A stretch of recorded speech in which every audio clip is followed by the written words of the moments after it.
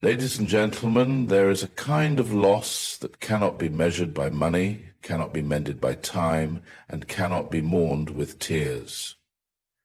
It is not the loss that visits us in funerals or in farewells. It is deeper, it is quieter, it is the greatest loss in life. The death of purpose, the burial of vision, and the silent funeral of dreams that never saw the light of action. You see, we often associate loss with things we can touch, people, property, or positions. But the most devastating loss is the one that happens within, when a person who once burned with ideas now lives in silence, when a mind built for greatness settles for survival, when a soul meant to fly resigns to crawling. This is not just an emotional matter, it's an educational crisis. Because if the highest aim of education is to ignite potential, then the greatest tragedy is not ignorance, but potential unused. In every classroom sits a future author who has stopped writing. In every community lives an inventor who never built. Not because they were incapable, but because somewhere along the line they began to believe they were unworthy. They lost not just motivation, but identity. And what causes this? Sometimes it's fear of failure, of judgment, of imperfection. Other times it's neglect. A system that teaches information but forgets to teach purpose. Or it's comparison, that thief of joy, which convinces people they're too late, too behind, or too ordinary. Ladies and gentlemen, the greatest loss in life is not when others walk away from you. It's when you walk away from yourself. When you stop believing in what you carry, when you forget why you began, that is the loss that echoes in the silence of unlived potential. But the good news? Loss does not have to be final. As long as breath remains, the classroom is still open, the pen still writes, the mind still creates, and the spirit still dreams. And if we as educators, leaders, and learners can rekindle the flame within even one soul, we have not just prevented loss, we have restored life. Many people believe that the ultimate loss in life is death, but if you examine it closely, you'll realize that death itself is not the most painful or tragic end. It is inevitable and universal. What's far more tragic is the slow, silent decay of purpose, potential, and passion, while a person is still alive. The human body may be breathing, moving, and functioning, but if the soul has stopped dreaming, if the mind has stopped growing, and if the heart has stopped believing, then something more profound than physical death has already occurred.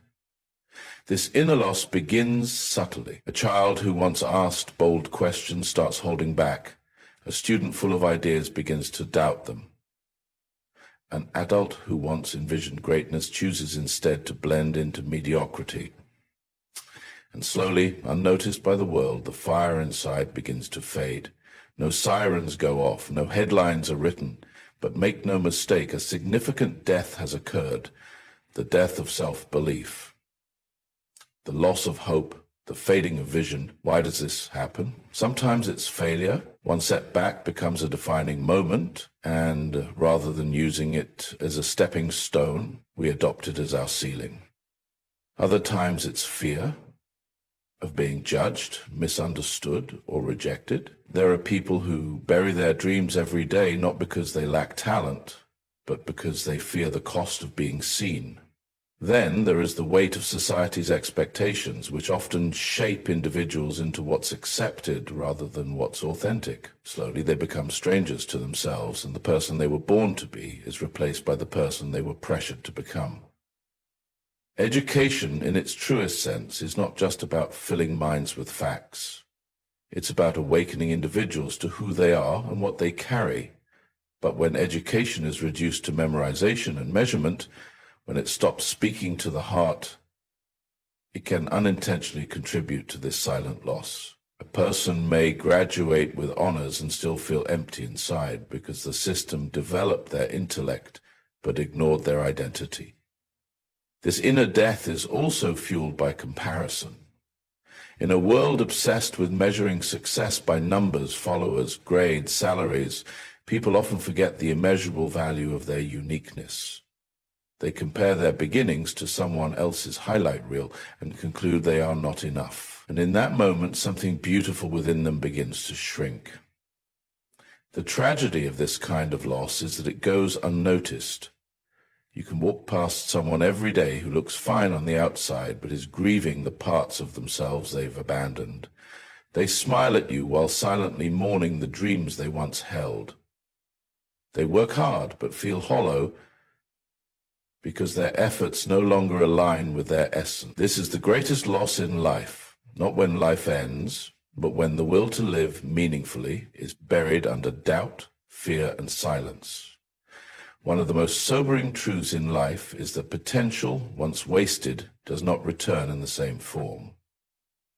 Time, once past, cannot be rewound.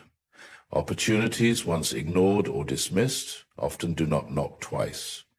And the tragedy of life is not in what we failed to receive, but in what we failed to become. Lost potential is not loud. It doesn't cry out or break down doors. But its consequences echo quietly through every unfulfilled moment, every unstarted project, and every unrealized dream. Potential is the raw material of greatness. It is what lies within every human being, the capacity to do, to create, to transform, to inspire. It does not discriminate between backgrounds, financial status, or environments. But potential is not permanent. It is perishable. It expires when it is not used, and that is what makes its loss so painful. A talent never developed is not the same as a talent denied. It is a gift left unopened. A light that was never switched on, a seed that stayed underground. Not because the soil was bad, but because it was never watered. Too often we comfort ourselves with the illusion that we have more time. We tell ourselves we will begin later, we will try tomorrow, we will pursue that dream when the circumstances are just right. But time does not wait for our fears to subside or our confidence to rise. While we delay, the world keeps moving and potential slowly fades into regret. The irreversible nature of lost potential is not just about missed careers or unachieved goals. It's about the ripple effects of what could have been. A teacher who never fully stepped into their calling may have missed shaping generations. A writer who never shared their words may have failed to comfort someone in pain. A leader who never rose may have left communities unguided. The cost of lost potential is not just personal, it is collective.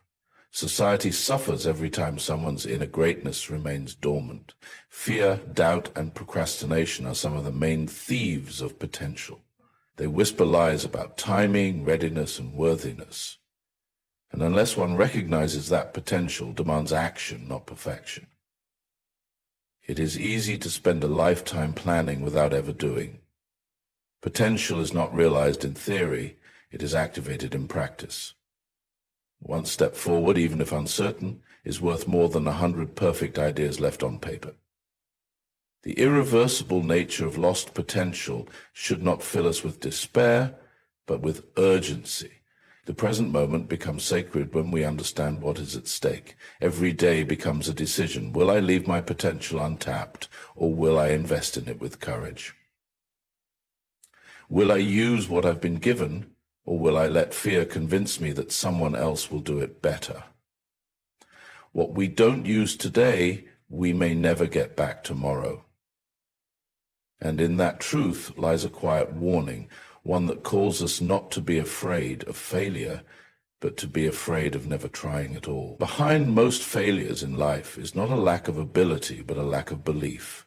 The world is full of people who had the talent, the intelligence, and the resources, but who still did not reach where they were meant to go. Why? Because somewhere along the way, they lost faith in themselves.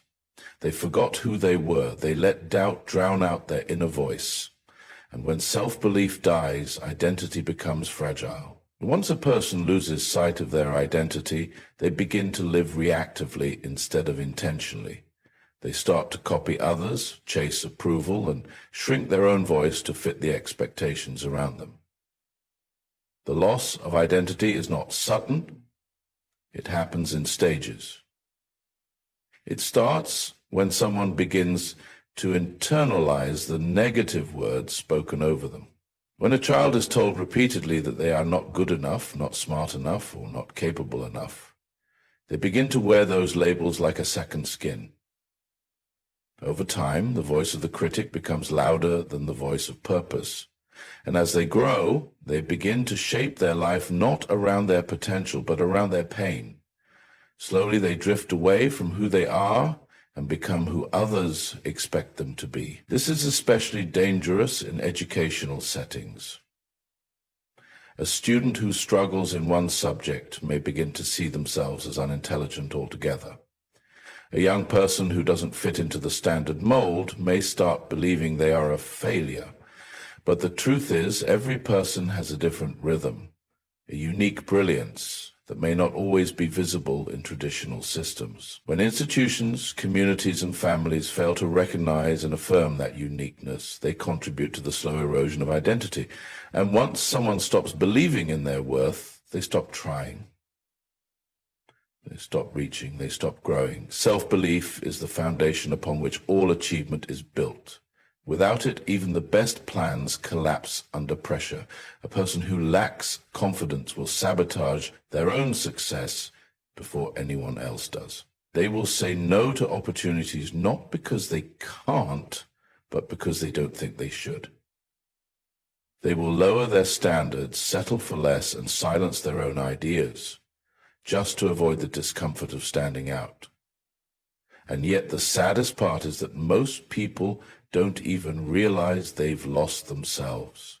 They keep moving through life, following routines, fulfilling roles, and chasing external validation, never pausing to ask, who am I when no one is watching? What do I truly want? What do I believe I'm capable of? Restoring self-belief is not about arrogance, it's about alignment. It's about coming back to the truth of who you were before the world told you who to be. Because when you know who you are, you stop living by default and start living by design. And when you truly believe in yourself, failure is no longer something to fear. It becomes something to learn from, rise from, and grow beyond. Education is one of the most powerful tools humanity possesses. It has the capacity to shape minds, open doors, and break cycles of poverty, ignorance, and limitation. But the true value of education is not found in the number of degrees a person collects, the grades they achieve, or the titles they earn. Its value is only fully realized when it is applied, when knowledge is transformed into action, wisdom, and impact. Without this transformation, education becomes a storehouse of unused potential, and that is one of the quietest yet most dangerous losses we face in society today. We live in a world overflowing with information. There is no shortage of facts, theories, or formulas. Students memorize historical dates, mathematical equations, and scientific laws. Professionals attend seminars, read books, and collect certificates. Yet despite all this knowledge, many still feel unfulfilled, lost, or disconnected from purpose. Why? Because information that is not applied becomes clutter in the mind. It remains theory instead of becoming transformation. Education must go beyond the classroom. It must move from the pages of textbooks into the real world, into decisions, relationships, leadership, and innovation. A person may study ethics, but still lack integrity. They may study communication, but still struggle to connect. They may understand business strategies, but never start a single venture. This disconnect between what is learned and what is lived is what makes education without application such a tragic waste. The purpose of learning is not just to know more, it is to be more and do more. There is also a common misconception that academic excellence guarantees life. But success is not built on what you know, it's built on what you do with what you know. A mind full of knowledge is powerful only if the hands are willing to work, the heart is willing to serve, and the spirit is willing to persevere. Application requires courage. It demands decision-making, risk-taking, and action. Without it, knowledge becomes passive, something that is admired but never activated. Moreover, when education is pursued only for the sake of achievement rather than application, it begins to lose its purpose. Students begin to chase marks, not mastery. They focus on passing exams, not solving problems. They seek approval, not understanding. In such a system, creativity is stifled, critical thinking is minimized, and true learning becomes secondary. An educated mind that does not act is like a lamp that is never turned on. It may be beautifully designed, but it provides no light. In the same way, when people choose not to use what they've learnt to help others, to build solutions, to better their communities, they are dimming the very potential that education was meant to unlock. The goal of education, therefore, should never be limited to personal gain. It must also be about responsibility, about how we use what we've learned to influence, uplift, and improve the world around us. Because when education is applied, it doesn't just inform, it transforms. As we reflect on the idea of the greatest loss in life, let us not limit our understanding to what is seen or commonly spoken of. The deepest losses are often invisible. The loss of purpose, the loss of potential, the loss of identity, and the loss of meaningful education. These are not marked by funerals or farewells, but by quiet resignation, silent regret, and untapped greatness. The greatest loss is not death itself, but what dies within us while we live. The dreams we silence, the passions we ignore, and the callings we delay. It is the irreversible waste of potential when what could have been is buried beneath what was never attempted. It is the loss of self-belief, the moment we forget who we are and begin to live as smaller versions of ourselves. And it is the failure to apply what we've learned when education becomes theory without transformation and knowledge is never turned into impact. But this message is not just a warning, it is a call to awaken the fire within, a call to act before it's too late, a call to believe not just in education, but in the application of it, a call to see every moment not as ordinary, but as an opportunity to choose growth over comfort, courage over fear, and purpose over passivity, because the true tragedy is not in what we lose, but in what we leave unused. Let us not be among those who simply exist. Let us be among those who truly live.